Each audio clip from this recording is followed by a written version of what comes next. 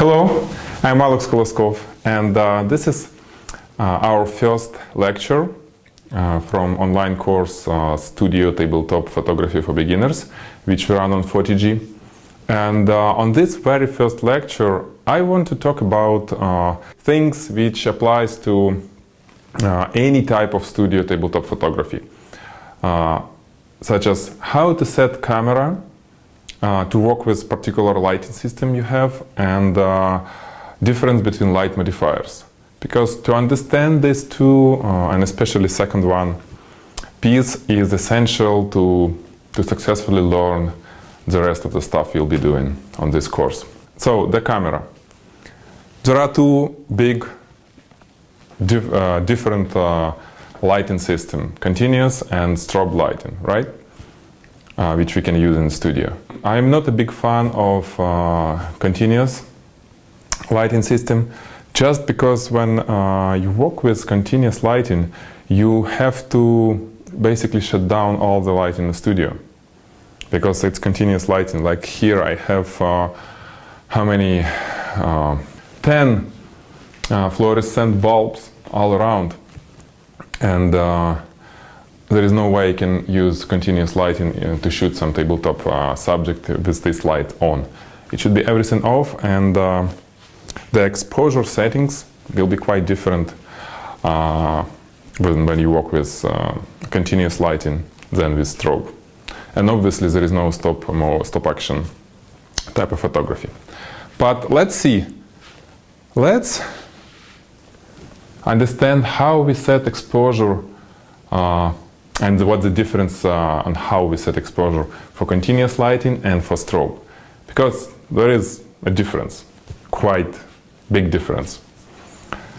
For continuous lighting, it's easy, right? We have an aperture, we have shutter speed, and we have ISO. And combining these three pieces, we can set correct exposure. So let's see an example. Let's say I'm going to use this studio lighting as a continuous lighting source to shoot this mouse, okay, computer mouse, which sits right here, okay. And to set correct exposure, I do this. ISO 100. I always shoot on the minimum, on the, let's say, native ISO of the camera. To preserve quality. I mean, I always shoot if it's possible. Here it's possible because the object is still, and I don't care how long shutter speed will be, basically. So, ISO for 100. Let's set f11 aperture, and camera is on manual mode. I always use manual mode on studio because I like to control everything, meaning fully control exposure. And let's say I'm gonna set shutter speed to make plus 0.5 exposure compensation for this given lighting. Why a little bit plus?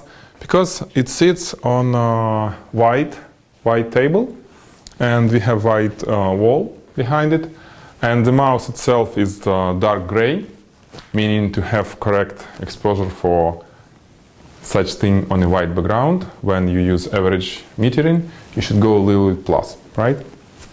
So white won't be gray, but will be white. And the shutter speed for given lighting condition is 0.8 second. Okay, we got our shot. I'm using Lightroom to capture everything, and when it will eventually transfer, looks like it's not going to transfer it for some reason. Okay, let's do one more. Sometime it just doing I don't know what. Okay, let's say this is our shot. Obviously, manual focus,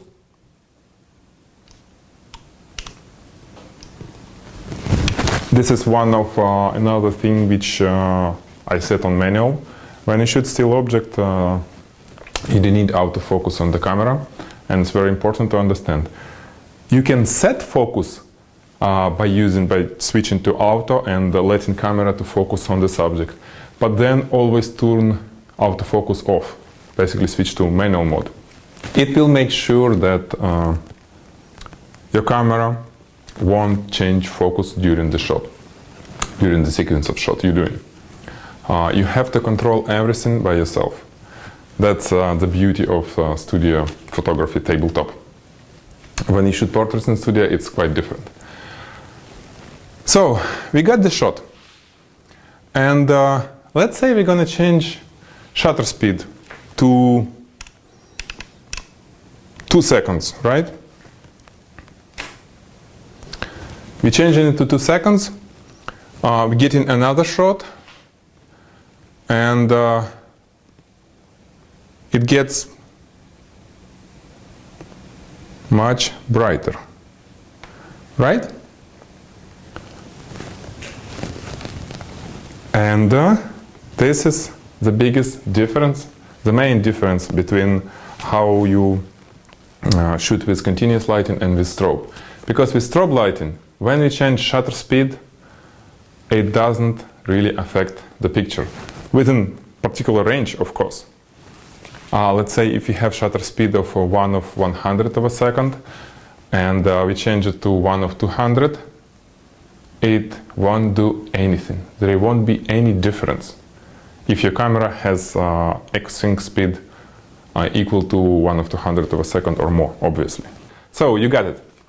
With continuous lighting, you use shutter speed to change the brightness, basically, to change the exposure of your subject. Or you can always adjust the lighting, the power of the lighting, right? But as it's not, especially with entry-level continuous lighting studio equipment, it may not be possible to change the power of the lighting. So you can change shutter speed. And the aperture, that's not what I usually touch in to change exposure. You set it based on the depth of field. You're not going to use aperture to change the lighting condition, to change the exposure, basically. Aperture is only to get correct depth of field. Because for, let's say, for food photography, you want to use shallow depth of field. You open aperture to f4.5, for example, or 2.8. For tabletop photography like this, shooting some computer mouse or whatever, you may need much deeper depth of field. You set to f11 or f16 or whatever is needed. And then, to adjust exposure, you don't touch aperture, okay? That's very important to understand. You don't touch aperture to change exposure. You change shutter speed if you work with continuous lighting. Or you can change power of that continuous lighting. We got it, right? Okay, now let's talk about strobe. The difference, how we shoot with strobe lighting or mono lights or how you call it, impulse lighting, right? I got Einstein here, right? One Einstein, and I'm going to turn it on using Cyber Commander. All that kind of thing about equipment, I have online course for this, explaining everything. It's on 40G, called Equipment for Studio Photography for Beginners. Again, that's very kind of detailed, more than 3 hours video of me explaining everything. So if you really need to know it, you have to check it, that course first. So I'm going to turn this lighting on and adjust it a little bit. Set the trigger, remote trigger, to the camera, because camera needs to communicate with the lighting, right? And to make it work, now I need to adjust my exposure. You remember, we have, well, now we have 2 seconds. The last shot was 2 seconds at f F11 ISO 100. That was for continuous lights which I have in studio. And let me change shutter speed to 1/100 of a second. Right? Huge difference. And I'm going to change to 1/100 of a second. F11 ISO 100. Oh, by the way, and let's shoot without light, without strobe. I detached the trigger, so it's not gonna produce anything. You see the picture. Completely black shot, meaning all that ambient lights with 1/100 of a second is not enough to get any details. It's completely underexposed. So I attached this little thing and we'll do a shot. You see what we got? Well, first I need to adjust the white balance because the ambient light is 3000 K and this is 56 K, 5600. That's what Einstein and that's even here shows us. So I'm going to adjust white balance to this. But again, because I shoot RAW, it's not really important because I can always go here in Lightroom, pick up white balance, and basically that's correct, right? But anyway, I prefer to have it on the camera. It just, I don't know, I like it this way to have it correct in the camera. So let's set it. And well, let's a little bit adjust horizon. So this is 1/100 of a second. And if we change it to 1/200 of a second. Yep. Okay. Obviously flash should fire. So we got one more black when flash didn't fire and another one when it fired. See the difference between this and this. Besides the adjustment of the horizon, the images, the exposure is completely the same, right? I changed shutter speed from 1/100 of a second to 1/200 of a second. Nothing was changed. And if I go from 1/200 to, let's say, 1/50 of a second, it shouldn't do any difference as well. Yep. Okay, little difference on the background because ambient light start affecting the image at this shutter speed. So that's why I always shoot of 1/200 with my Mark 5D, Mark II, Canon 5D Mark II. I always shoot at maximum X-sync speed of the camera. When I use Hasselblad, it's 1/800 of a second. That's how I shoot with strobes. So you got the main difference. The shutter speed doesn't affect the image, the exposure that much when you shoot with strobe lighting, with impulse lighting. Why it happens? Because the impulse when strobe is fires much shorter than that of 1/100 of a second. And if you change shutter speed, it's not going to change the amount of light which gets from the strobe to the subject. Because let's say strobe fires in 1/1000 second, everything. The whole impulse is 1/1000 of a second. Meaning it fits into 1/50 of a second, 1/100, 1/200, exactly the same amount of light. If ambient light is weak enough to affect the picture, right? So, we don't use shutter speed to adjust exposure when we shoot with strobes. Instead, we adjust strobe power to change the exposure, right? Or we can adjust aperture, but like I said, I'm not going to do this because it affects depth of field and I don't want to do this. So, only power of the strobe. If you don't have ability, if our strobe is very basic and doesn't have any power adjustments, what do? I used to work with such strobes when, 10 years ago when I was starting all this stuff. I using those screw-in bulbs, strobe bulbs, which didn't have anything except slave, for example. And I was changing the distance between light and the subject, and I was using light modifiers to limit amount of light, like this barn door, right? Attachment we have here. We can always close it or open, and it will affect the amount of light which hits the image. Okay? Okay, now let's talk about light modifiers, because this is the most important part of studio photography. To be able to work with light modifiers, to understand how it works and to use them to get the desired result. Because I was always repeating it. The light itself doesn't really matter.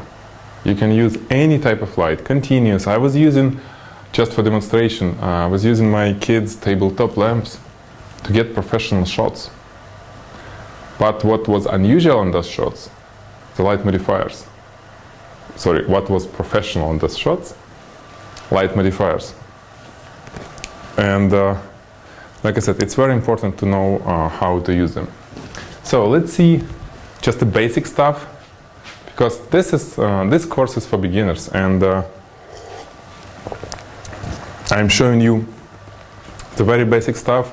And obviously, when we go to particular shots, to particular types of tabletop photography, I'll talk much more about this.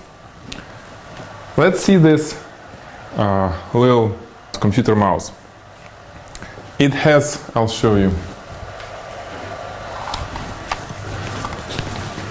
If you take a look, the surface of this mouse, mostly, by the way, nice mouse, right? It's matte, right?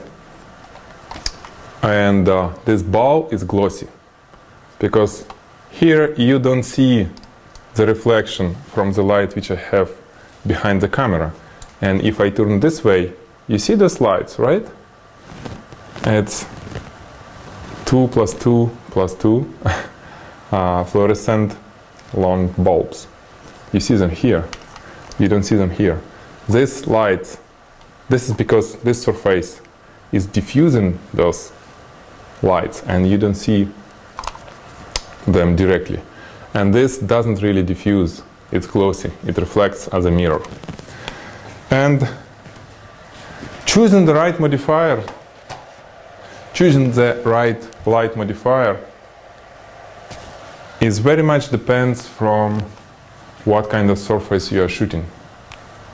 If it's glossy, you need more diffused light. If it's matte, you need more directional light. For this shot, I got just bare light without any, well, with just a regular reflector. Barn doors is opened. And let's position it this way. And I also added another light which is behind our subject. You see it, right? I'm talking about this light.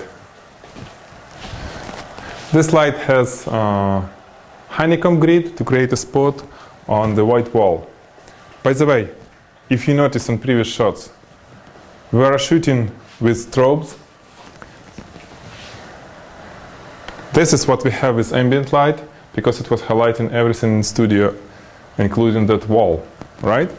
And this is what we were getting when we are using strobe lights. Because ambient didn't play any role, and the strobe was aimed only on the subject without spilling much all around. The white wall behind the subject was black. No lights, meaning everything turns black, regardless of real color, right? So, let me do the shot. And we'll see what we are getting here.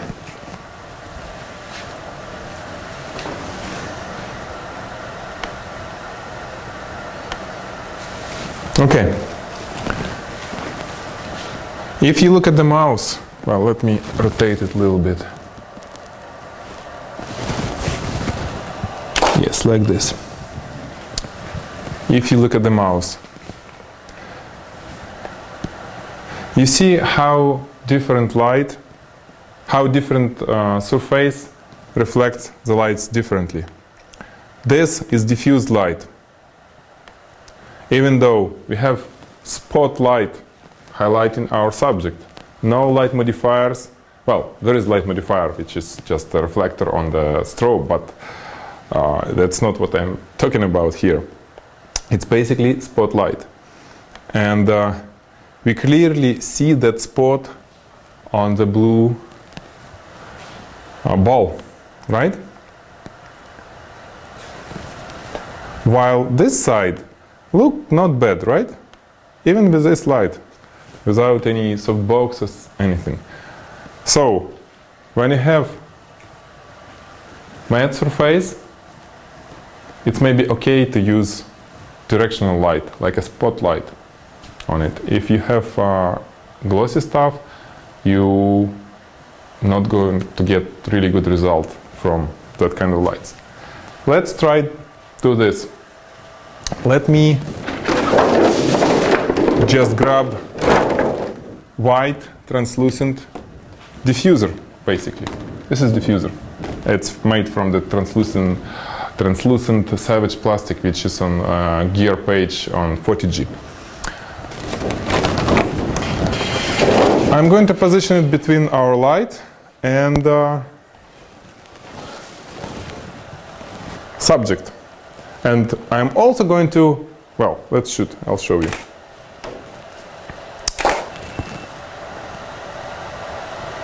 You see, when I put diffuser between light and the subject, I need to increase the light power to get same or similar amount of light to the subject, because this diffuser, it reflects partially, reflects light back.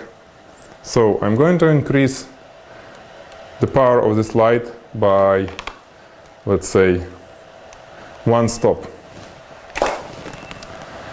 And let's see what we're getting here.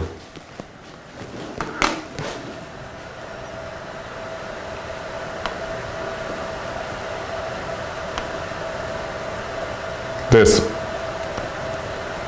You see how smoother it looks on our ball, right?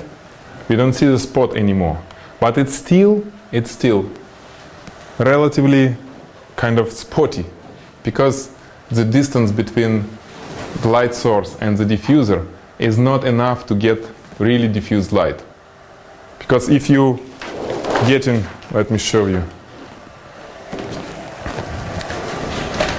Look at this spot. You see? Not much of diffusion. You go further, I'm changing the distance between light source and the diffuser, and light gets more diffused, meaning more even feeling of the diffuser, and it works like basically softbox. It's the same as softbox, right? Okay, now let's put the softbox, actually strip box.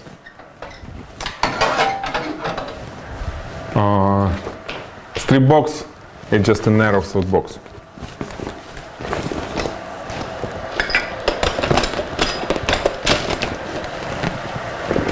So we got this softbox, And let's adjust it a little bit.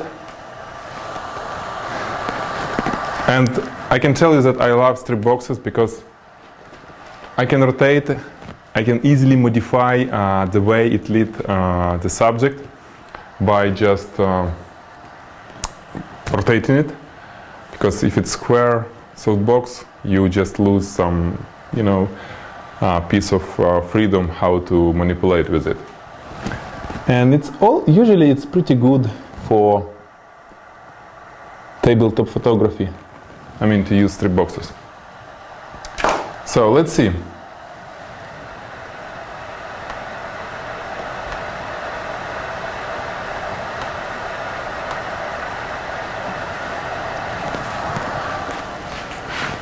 Here we see again, very nice edge. What's going on?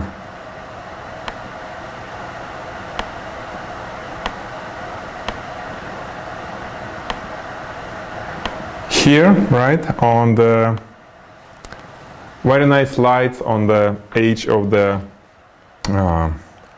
of our mouse. But if you look at the glossy piece, boom, it doesn't work very well. Why? Because it reflects the softbox. Even though softbox it's not a spotlight source or strip box, it's still quite visible that even feeling of the softbox surface. It's like basically big light source, and it doesn't look right on the glossy surfaces. And the solution for this is to add a diffuser between softbox and our subject. I'm going to use this Westcott collapsible diffuser. Again, all the links is where to buy it on 40G Gear page, but you can use any translucent material like that Savage, which I used before. So let me see. I'm just gonna hold it just to show you the idea how it's gonna change the lights. And again, I'm adding power a little bit to our strobe because every additional diffuser between light source and our strobe is kind of eating light, right? So let's see.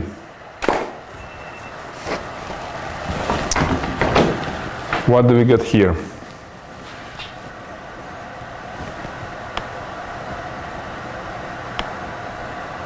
Now you see the difference between this and this. If you look at this ball, now it looks nice. So the box get diffused, and you can even get it more diffused if I move my softbox a little bit far away from the diffuser.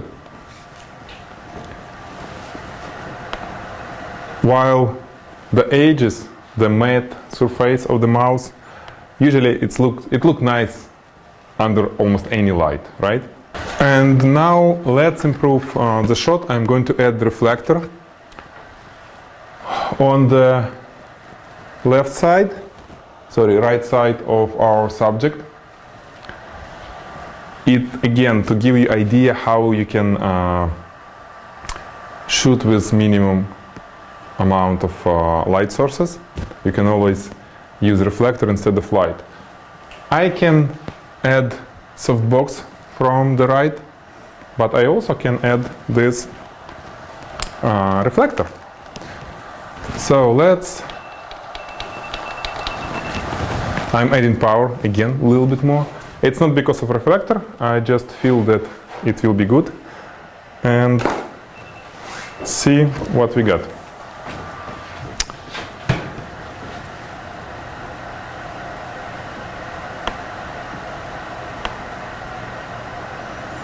You see what basically reflector does? It's completely highlighted this side of our subject, from dark to bright, right? And stuff like this, and because I increase power of this light, it affects the background, the brightness of the background, because you see this light is pointed toward the background, meaning it's spilling a lot of light to the background. And if you change the power of this light, it will affect the brightness of the background. Even though the background light, dedicated background spotlight we have there, we didn't touch it. Just always keep in mind how much light you spill where. So when adjusting one thing, make sure that you understand how it will affect the other side of your image. And obviously there are ways to move stuff around, making sure that it's not spilling to the background. You can always have some screen between this light and the background, and well, we'll talk about this later. Okay, so let me summarize what we just learned in this first lecture. First, the difference on how we set camera exposure with continuous and with strobe lighting. With continuous light, we adjust light power or shutter speed of the camera to change the exposure. With strobe light, we adjust only power of strobe. We don't touch exposure because it's not gonna help. And we always shoot under or equal to X sync of the camera. The shutter speed is set to X sync or lower. This is the first. Second, we don't touch aperture we don't use aperture to change exposure when we shoot in studio, because aperture is for depth of field, not to change the exposure. Aperture should be set to get what you need in terms of depth of field. Okay? Now about the lighting. We need to use different light modifiers to highlight different pieces of our subject based on the surface. More glossy surface, we're using more diffused light, meaning we put in more diffusers or reflectors, larger one, between light source and our subject. If it's less glossy, if it's matte surface, we may use more sharper, more directional light.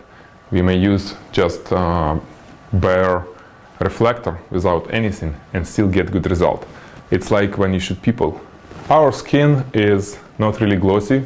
At least it shouldn't be glossy, because when you're sweating, it should be fixed by a stylist, right? And that's why we can use nice spotlight, which works very well. And your homework, guys, is to play with something similar. Play with your lights, what you have.